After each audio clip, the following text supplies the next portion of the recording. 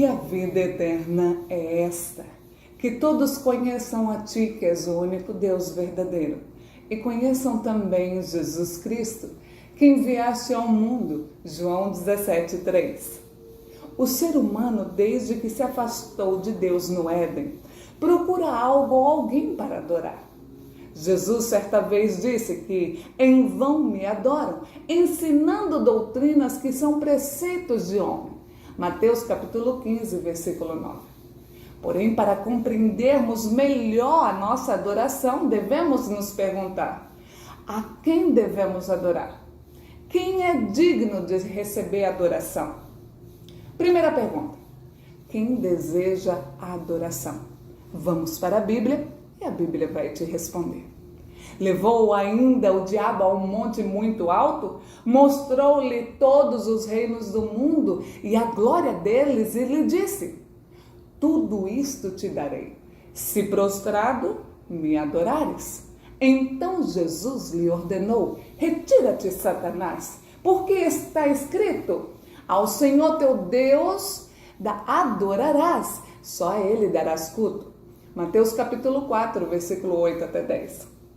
Ninguém de modo algum vos engane, porque isto não sucederá sem que venha primeiro a apostasia e seja revelado o homem do pecado, o filho da perdição, aquele que se opõe e se levanta contra tudo que se chama Deus, ou é objeto de adoração, de sorte que se assenta no santuário de Deus, apresentando-se como Deus. Segundo Tessalonicenses capítulo 2, versículo 3 e 4. Segunda pergunta: qual a trindade que será adorada nos últimos dias? E adoraram um dragão porque deu a sua autoridade à besta. Também adoraram a besta, dizendo: quem é semelhante à besta? Quem pode pelejar contra ela? Apocalipse capítulo 13, versículo 4. E lhe foi dado comunicar fôlego à imagem da besta, para que não só a imagem falasse, como ainda fizesse morrer quantos não adorassem a imagem da besta. Verso 15. Terceira pergunta: quem realmente deve ser adorado? Ao Senhor teu Deus adorarás, e só a Ele darás culto. Mateus capítulo 4, versículo 10. Dizendo em grande voz: temei a Deus e dai-lhe glória, pois é chegada a hora do seu juízo. E adorai aquele que fez o céu, a terra e o mar e as fontes das águas. Apocalipse capítulo 14, versículo 7.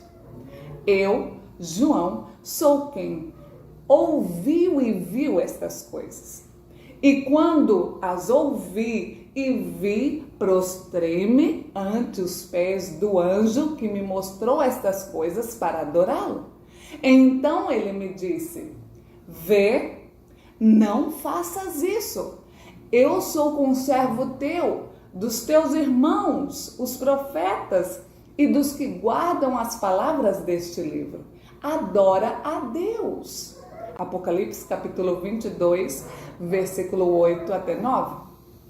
Vinde, adoremos e prostremo-nos, ajoelhemos diante do Senhor, que nos criou. Salmos capítulo 95, versículo 6.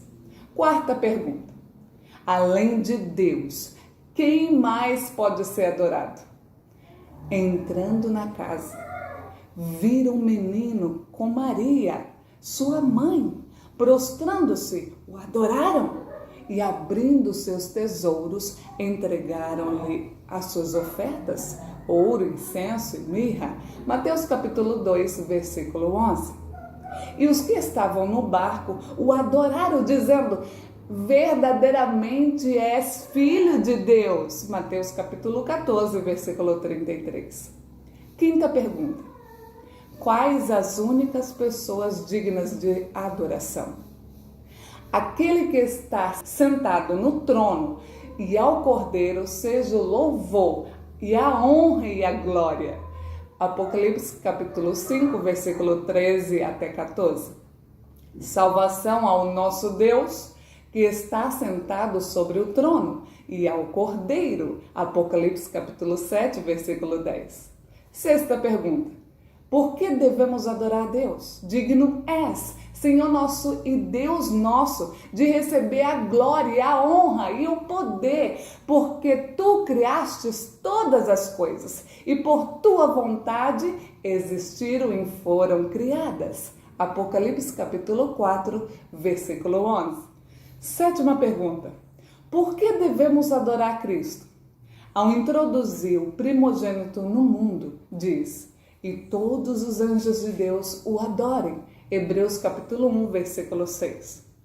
E cantavam um cântico novo, dizendo: digno és de tomar o livro e de abrir os seus selos, porque foste morto e com o teu sangue compraste para Deus homens de toda tribo, língua, povo e nação, que com grande voz diziam: digno é o Cordeiro, que foi morto, de receber o poder, riqueza, sabedoria, força, honra e glória e louvor. Apocalipse capítulo 5, versículo 9 e 12. Agora reflita.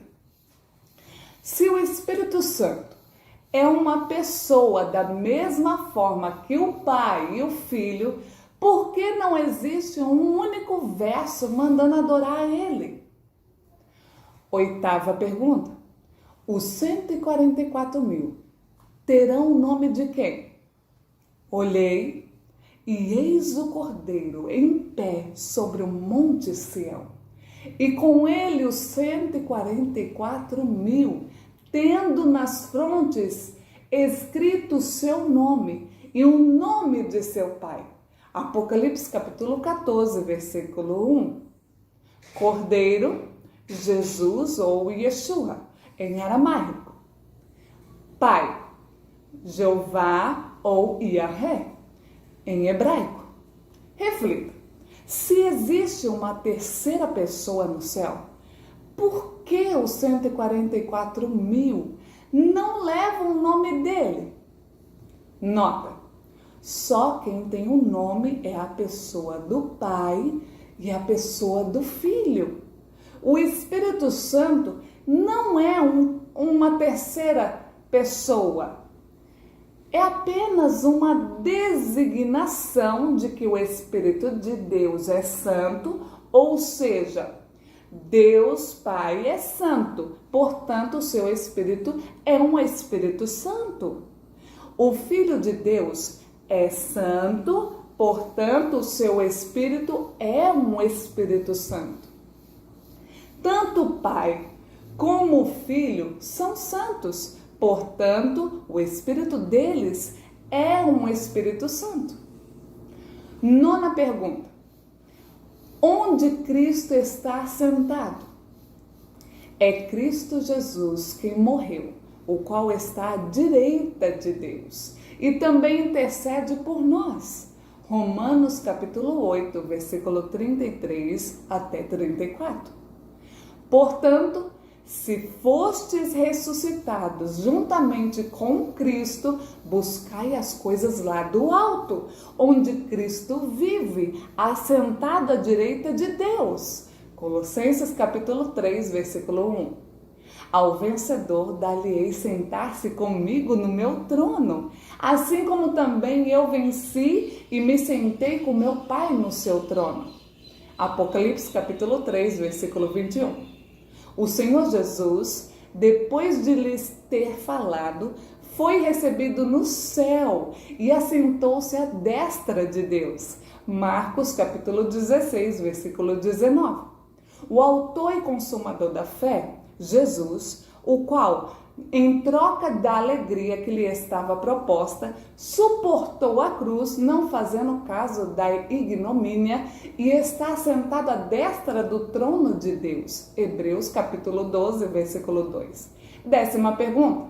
O reino eterno pertence a quem? Nenhum devasso ou impuro, ou avarento ou idólatra tem herança no reino de Cristo e de Deus. Efésios capítulo 5, versículo 5. O reino do mundo passou a ser de nosso Senhor e de seu Cristo. Apocalipse capítulo 11, versículo 15. Pergunta para reflexão: se o Espírito Santo é uma terceira pessoa no céu, o reino não pertence a ele também? 11ª pergunta: quem reinará conosco eternamente? E mostrou-me o rio da água da vida, claro como cristal, que procedia do trono de Deus e do Cordeiro. Ali não haverá jamais maldição. Nela estará o trono de Deus e do Cordeiro, e os seus servos o servirão. Apocalipse capítulo 22, versículo 1 até 3. Perguntas para reflexão. Se o Espírito Santo é uma terceira pessoa da mesma forma que o Pai e o Filho, por que ele não está em trono? Como o Pai e o Filho estão? Por que a Bíblia não menciona uma terceira pessoa na nova terra?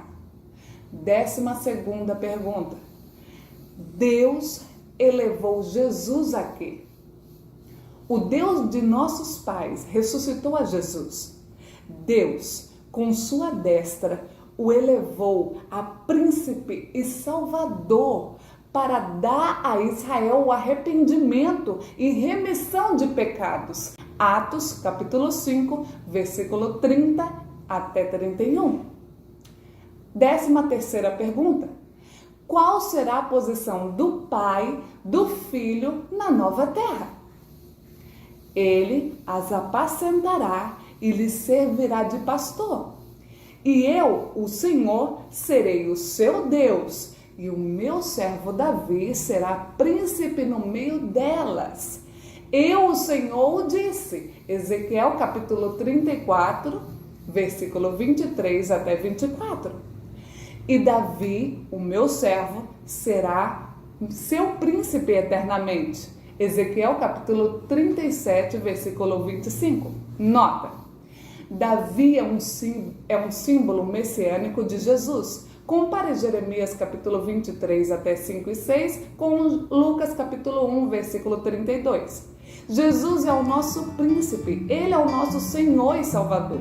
Ele é o Rei dos Reis e Senhor dos Senhores. Amém?